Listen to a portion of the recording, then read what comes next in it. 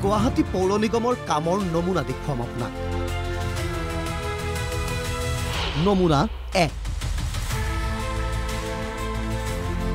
যিটো ঠিকাদাৰ সেই চিটিত নালা বনোৱা মানুহ নহয়, পথাৰৰ মাজত বনাব দিব লাগে। যিটো মোহৰি যিটো ঠিকাদাৰ তাতে লাইচেন্স কেঞ্চেল হ'ব লাগে। নমুনা 2। স্থানীয় লোক আছে, সেই স্থানীয় লোকে এনেধৰণে দেখুৱাব যে কেনেধৰণৰ জিএমচিৰ নমুনা, কামৰ নমুনা। জিএমচিৰ কামৰ নমুনা দেখিলে আপুনিও হয়তো প্ৰশ্ন উত্থাপন কৰিব, এনেধৰণে যিসকল নাগৰিকে জমৰ যাতনা ভুগিবলগীয়া হৈছে। মই অকণমান সঞ্জয়ৰ সহযোগত এটা দৃশ্য দেখুৱাৰ চেষ্টা কৰিম যে এটা নলা আৰু তাৰ এনেধৰণৰ পানী সিঁচিবৰ বাবে এটা পাইপ লগোৱা হয় আৰু সেই পাইপডালেৰে পানী আনি ক'ত তেওঁলোকে সিঁচি পাইপৰ পানী পেলাইছে আমি সেই দৃশ্যটো অকণ দেখুৱাৰ চেষ্টা কৰিম যে এটাই নলা, এডাল পাইপেৰে এইডালে পাইপেৰে পানী সোমাইছে আৰু আনফালে এই পাইপডালেৰে পানী গৈ আকৌ সেই নলাটোতে পৰিছে। আৰু গুৱাহাটীৰ যি বাসিন্দাসকলৰ গুৰুতৰ অভিযোগ যে এনেধৰণৰ সোপা ঢিলা কাম গুৱাহাটীৰ পৌৰ নিগমে কিয় কৰি আছে। পৌৰ নিগমৰ সোপা ঢিলা কামৰ নমুনা চাওঁ আহক। গড়ৰ ছালৰ দৰে ডাঠ হৈ পৰিছে গুৱাহাটী পৌৰ নিগমৰ বিষয়া, কৰ্মচাৰী আৰু ঠিকাদাৰৰ কাম। কাৰণ কথাবোৰ ৰাইজে কৈ থাকিলেও তেওঁলোকে শুনিলেও নুশুনে, কেৰেপ নকৰে। ফলত দুৰ্ভোগ ভুগিছে মহানগৰীৰ বাসিন্দাই। এই গুৱাহাটীৰ বেলতলা ছাৰ্ভে সংযোগী পথৰ দৃশ্য। পথছোৱাৰ পদপথ আৰু নলা নৰ্দমাৰ কাম গুৱাহাটী পৌৰ নিগমে আৰম্ভ কৰিছিল খৰালি মাহত, অৰ্থাৎ প্ৰায় ৪-৫ মাহৰ পূৰ্বেই। কিন্তু কাম আজিলৈকে সম্পূৰ্ণ হৈ নুঠিল।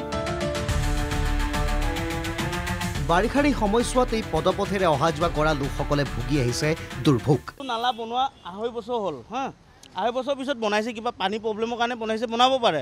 কিন্তু বস্তুখিনিতো অলপ চিজিল কৰি কৰা, কামখিনি ভালকৈ কৰা। এইগিলা যে বনাই আছে তুমি তলত চাব পাৰা, এই যিটো মাটিৰে বেৰা দিয়ে, খোপা দি পিনে পানীটো সিঁচে, সেইখিনি বস্তু অঁতৰাই দিয়া নাই। নালা ভিতৰত এতিয়াও পাবা, সেইকাৰণে ৱালেছত পূৰা ফুল পানী হৈ যায়। তাৰ পৰা লৈ কিনে ইয়াত পেলালে, তো এইটো পানী যাব ক'ত? মাজতে ফাঁচি আছে না। এইবিলাক কৰিলে কামটো একেবাৰে ভালকৈ কৰিব লাগে, এইটো কাৰণেতো বানপানী হয়। জাবৰকেইটা চব ড্ৰেইনত পেলাব, চাফা নকৰে। এজাক বৰষুণতে যেতিয়া মহানগৰীত হাহাকাৰ পৰিস্থিতিৰ সৃষ্টি হয়, তেতিয়া এই পথৰ পানী নলাৰে ওলাই যোৱাৰ সুব্যৱস্থা কৰিবলৈ সক্ষম নহ'ল গুৱাহাটী পৌৰ নিগম। একেটা নলাৰ পানী একেটা নলাতেই পেলাই দায়িত্ব সামৰিছে পৌৰ নিগমে। পৌৰ নিগমৰ ঠিকাদাৰৰ বিৰুদ্ধে ক্ষোভ ৰাইজৰ। ঠিকাদাৰৰ বিৰুদ্ধে গুৰুতৰ অভিযোগ মহানগৰীৰ ৰাইজৰ। নলা নৰ্দমাৰ নিম্নমানৰ কাম কৰাৰ অভিযোগ গুৱাহাটীৰ বাসিন্দাৰ। যিমান দিন হ'ল মোহৰিক একাষা কথা ক'ব নোৱাৰি, ক'লে ফাটা ৰেবেল দিয়ে। সেইদিনা মোৰ লগত তাতে তৰ্ক লাগিছিল। কি কৈছে? কৈছে তেওঁলোকে আমাৰ কাম আমি কৰি আছোঁ, আপোনাৰ মাতিব দৰকাৰ নাই। কিন্তু টকা আমাৰ পাব্লিকৰ টকাৰ, তাৰ বাপকৰ ঘৰৰ পৰা অনা নাই, সি লুটি লুটি খাই আছে। আগতে যিটো ৰড আছিল মোটা ৰড আছিল, এতিয়া যিটো ৰড দিছে পাতল ৰড, চাই ল'ব পাৰে গোটেই। উন্মুক্ত নলা নে জিএমচিৰ মৰণ ফান? উন্মুক্ত নলাই মাতিছে বিপদ। যেতিয়া গুৱাহাটীত কৃত্ৰিম বানৰ সৃষ্টি হয় আৰু কৃত্ৰিম বানৰ সৃষ্টি হোৱাৰ ফলত এই যি পথ আছে, উপপথ আছে, সেই সকলো একাকাৰ হয় পানীৰে আৰু কোনটো পথ কোনটো উপপথ দেখি নাপায়। কিন্তু তাৰ পিছতো গুৱাহাটী পৌৰ নিগমে ইয়াত সংকেত চিহ্ন ৰাখিব লাগে। এই দৃশ্যসমূহ দেখুৱাৰ চেষ্টা কৰিছোঁ যে ইয়াতে যেতিয়া পানী হয়, সেই পানী হোৱাৰ সময়ত দেখিব পোৱা যায় যে পথ আৰু উপপথ একাকাৰ হয়। কিন্তু কথাটো হৈছে যে ইমান বিপদসংকুলভাৱে এনেধৰণে এই পদপথসমূহ কিয় ৰাখিছে? চবেই ভয় লাগে, কিন্তু কি ইয়াতে পৰিব খুজিছিলে মাজতে 2 দিনমান আগতে ইয়াতে। তাৰপিছত বাইদেউ এজনে ইয়াতে ফুচকাই খাব আহিছে, ইয়াতে পৰিব খুজিছিল।